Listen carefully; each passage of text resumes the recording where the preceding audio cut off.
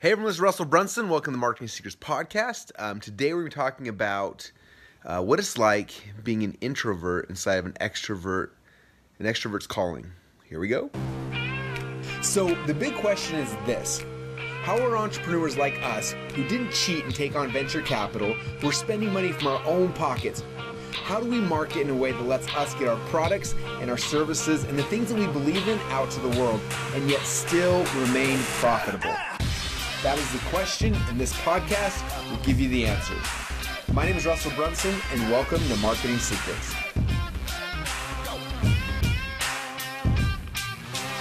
All right, so last week was a little bit insane. In fact, I think I only slept about 2.5 hours last night, and I am really excited to fall asleep. The kids are almost all in bed, but one of them is finishing homework, so I was like, I'm going to sneak away, talk to you guys before I pass out, and then go back and finish the homework with them. So that's why we're here right now. So last week there was an event that I wanted to speak at for a long time, and I got invited probably 6 or 7 months ago.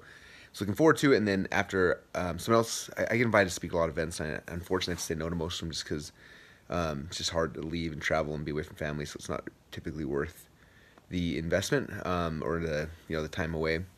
Especially this level in the business, it's tough because it's like I've had people come back like, hey, we'll pay you $100,000, come speak. And I'm like, I feel like a jerk, but it's like, there's a day of travel there, being there, day of travel back. It's like, it's not, like I can do a webinar and clear way more than that, you know what I mean? And be able to go sleep in my own bed at night and be with my kids at night. So it's just tough, unfortunately. But someone asked me, one of my friends, James Malinchek, asked me, and since I was already going to be at speaking at WarriorCon, which is Garrett White's big event that I was super excited to speak at. James was in the same city, so I was like, sweet dude, I'll just drive over and we'll do this whole thing. So then we're like, hey, I'm gonna be in LA, might as well, like, what else is in LA? We're like, oh, Ty Lopez is in LA, we should go hang out with Ty. And then like Justin Terry Williams are in LA, so we should hang out with them. And turned out to be really, really cool. Here comes Bodog, who has been working on his homework. Say hi to everybody. Hi. So anyway, so the vacation was crazy. So basically what happened is Dave and I jumped in a plane and we flew out there to LA. And then that night we got the Warrior event, and so we decided to sneak in, and we were in the back, and we had white shirts on, and everyone in Warriors got like black shirts on that say Warrior on it. And I wasn't speaking the next day, but I walk in and they came, grabbed shirts, like, go put these on right now. So I'm like, oh, so we put our shirts on so we could fit in with so we could fit in with the whole culture that they're building over there, which is cool. And then that night I was gonna work on slides. I was super tired, so I just went to bed. Woke in the morning and I was gonna work on slides, and I was super tired, so we didn't. Then we went and got massages. Don't tell mom. Got massages, really good. Then after massages, I was gonna work on slides, and then I didn't. And then Justin and Tara came for lunch. We hung out with them for lunch, which was awesome. And then it was like the 9th hour or 12th hour, however that works. So I had to go get the slides done. So I went up to my room, got my slides done. Saw Kevin Addison, who does all of our Phonograph TV stuff. He came to come film, and Brandon Fisher was there as well. There's all of our other video stuff, so it's kind of cool to have those guys come out as well. And they were filming the room, walking around, getting a bunch of footage of everything, which is pretty sweet. So you'll probably see some of this on Phonograph TV soon. But that's kind of what's happening. And then Smoke Warrior was insane. 600 men, just like insane. Everyone dressed in black, and it was really, really cool because I was teaching a lot of the Expert Secrets book stuff, but as I was teaching it to them, I was also showing how Garrett had done it, the process Garrett had done to create the warrior movement. It was really kind of cool. Big. Here's this piece of it. Here's how I did it. Here's what Garrett's doing. Here's what you need to do, and then kind of go through the whole thing. So I think everyone thought it was pretty cool. Only problem is like so bad. I started the presentation, and then like I come up, and Garrett does this huge thing to get everyone pumped up and excited. And I come on stage, and then like start my slides aren't working, and it's like, and I had done all this research to find out like the day we launched ClickFunnels, and it was like 138 days later that he launched his. So I had the dates and the times, all the stuff in the first slide. So it wasn't like I could just BS my way through the first 3 or 4 slides. I had like the pictures and the date and the time. I'm like, So it's super anticlimactic for the first 5 or 6, or probably it seemed like an hour, probably the first 2 or 3 minutes, and then they came back. But that was kind of like, and you get kind of thrown off. It took me like 5 or 6 minutes to get back on, and then I think the rest of the presentation went pretty well after that. And that was awesome. And then we got done, and we were supposed to leave. We had to Ty Lopez's house, which is like 2-hour drive, I think. But also Stu McLaren was doing a charity event, and this is homework. We'll talk about this in a minute. We're almost done, but then you can. Okay. Okay. So went to Stu McLaren was doing an online charity event, so I was supposed to do an interview for that. So I jumped on the hotel before we left, and of course, the hotel internet goes out. Keeps going in and out, so it's like all anyway. but did our best there, and we ended up raising like $22,000, I think, for that charity event, which was really sweet to help some families out there having struggled with hurricane stuff. And then jumped in an Uber, drove to Hy Lopez's house. They asked us when we got there, like, what's your hard leave time? Like, we have to leave at 11 o'clock sharp. Like, okay. So we ended up being there till after 1, almost 1:30, I think. We filmed 2 info products there, ate dinner with Ty, and then did an interview with him, which if you haven't seen yet, it's online, and it ended up being almost 2 hours long. It was really good. I'm gonna see if I can get it on the podcast, so I may play it here for you guys to hear. I think it turned out really cool, and if I do that, I'll explain some of the reasons behind the podcast. But then we got to that at like 1 in the morning. We jumped in an Uber, got home by 2, got to the new hotel somewhere else by 2, and then passed out. And then woke up at like 6 because I still had to do slides for the next day's event, so working on slides all day. Then got down, get on stage at Jane's event, closed like 30% of the room on our package, and yeah, did the whole thing. And then by the time we left, we were driving to the airport, and I was just like, I couldn't keep my eyes open. I was so tired. And we drive to the airport, fly home, and it's interesting because in those situations, like I'm on stage, hundreds of people, everyone's cheering. And it's like I love that. Like that's me as Russell the extrovert, right? I love that. Like my calling in life and in business is like requires me to do that and be good at that, right? Because I got to stand on stage for all these people and entertain and inspire and hopefully give them the tools they need to be able to move forward. But a lot of people don't know is that's not natural to me. I'm not naturally very extroverted. In fact, my whole entire life up until probably 10 years ago when I kind of started into this business. And it wasn't even when I started this business. It was way into the business before I realized I had to start learning how to speak and talk. But I was super introverted. In fact, still am very, very introverted.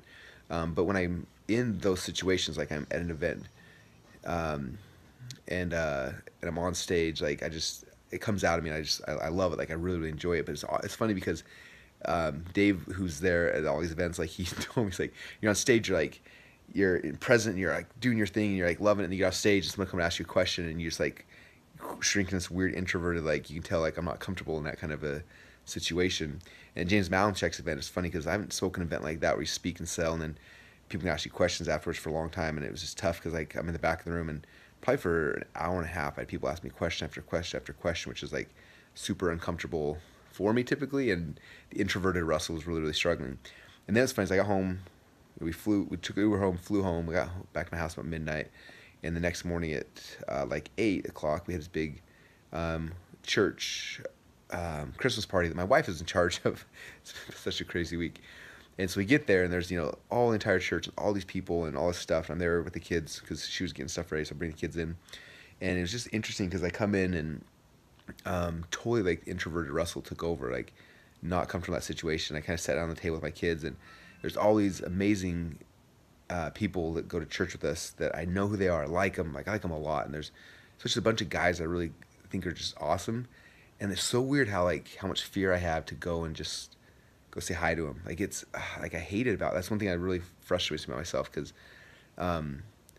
in my element, right? It's easy to go out there and like people come to me because it's whatever. It's the brand I built. So I go to events, people come, they want to ask me questions. So it's really easy. It's very naturally come to me, and I can talk to them. But I go in these other places where no one really knows who I am. It's just I'm a person, and it's hard. I don't know why I struggle so much to go and like walk up and just say hi to him and talk to him, and it's and so anyway, it's interesting how much that introvert side of me, how much I struggle with that. And I just remember sitting there the whole Christmas party, looking around, seeing all these amazing people and like people that I'm fascinated by. I was like, oh, I'm gonna go talk to that person, and I'm gonna go ask them a question. Or I want to do whatever, and just honestly, I have so much fear inside of me that I don't know, it drives me nuts.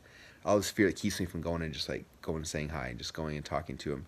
And even when they do come say hi to me or whatever, it's just weird. Like I'm really good at carrying on a conversation when people come and ask me questions, but when it's like we're on neutral ground, they don't really know much about me or whatever, I really struggle. Like I always try to think like I need to be interesting and ask them questions about themselves. So then, anyway, but I'm just not as good at that. Anyway, it's just fascinating. It was just the contrast of like the night before I was on stage in front of all these people and like people chanting my name and screaming and going crazy and people crying and like this whole thing, and then the next day I'm around people that live near me and I can't even like. Anyway, it's interesting. So that's a little glimpse of what it looked like to be an introvert and an extrovert position or calling. So unless you think that I've got everything put together, I still get scared to death. One of my biggest fears in life is calling people. Like, I hate calling people on the phone. It scares me to death. Um, that's why I use Voxer for my inner circle members. That's why I never, only phone call I ever answer is for my wife. Everyone else I make go to voicemail, and then I listen to voicemail, and then if it sounds awesome, then I call them back. Otherwise, I just don't call them back at all. I'll text them back or I'll Vox them back. Just because I have these weird fears about that. So anyway, it's not just me. It's everyone. So don't feel bad if you are like, I'm too introverted. I'm never gonna be good at this business. I don't dare talk to people. Like, I get that. I get, like, still to this day, I get so nervous behind it. But that's one of the powers and one of the beautiful things about this kind of business. I think a lot of my thoughts are like, when you are like introverted, it's really hard to do like face-to-face one-on-one selling. Man, nothing scares me more than that. Like, it's funny how we've built huge call centers and stuff like that, and I don't think I've ever picked up the phone and called someone and sold them on the phone. I don't think I would even have the guts to do that yet. I can stand up for a room of 1,000 people or 5,000 people and sell. And like, for example, I'm speaking at Grant Cardone's event in February, and there's supposed to be somewhere between 8,500 and 10,000 people. I'm so excited for that. Like that, like the extrovert in me is like, yes, this is gonna be awesome. I'll step on stage, I'll speak, I'll sell. Like, it'll be so much fun. And then afterwards, in the hallway, they want to ask me questions, but I'm like, I get all awkward and weird. Oh man. Well, hopefully someday I figure it out. So hopefully my kids, hopefully Bowen over here, will never be nervous. Do you get nervous when I'm talking to people at all? What? Do you get nervous talking to people? Yeah. Do you get nervous standing in front of a lot of people and talking? Yeah. Both of them? I'm about to do it in front of my entire class. You giving a presentation tomorrow? Wednesday. On Wednesday? Does it make you nervous? Yeah. What makes you more nervous, talking in front of a class with a whole bunch of people, or just talking one-on-one with somebody?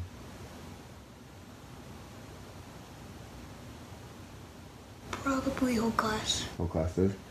Interesting. See, for me, I just tell them, for me, like when I'm on stage with a whole bunch of people, I feel comfortable, but then one-on-one, I get really nervous. But I guess one-on-one, I guess you do kind of get nervous. I mean, it was kind of hard for me to choose because one-on-one, you have to like, it's kind of hard because like, if you mess it up, they'll recognize it, except if it's a lot of people, they don't yell it out or anything. Yeah. Oh man. Anyway, so I just want to share with you guys tonight. I don't think something anyone is going to learn much from, other than hopefully give the introverts out there some hope that they can do this. And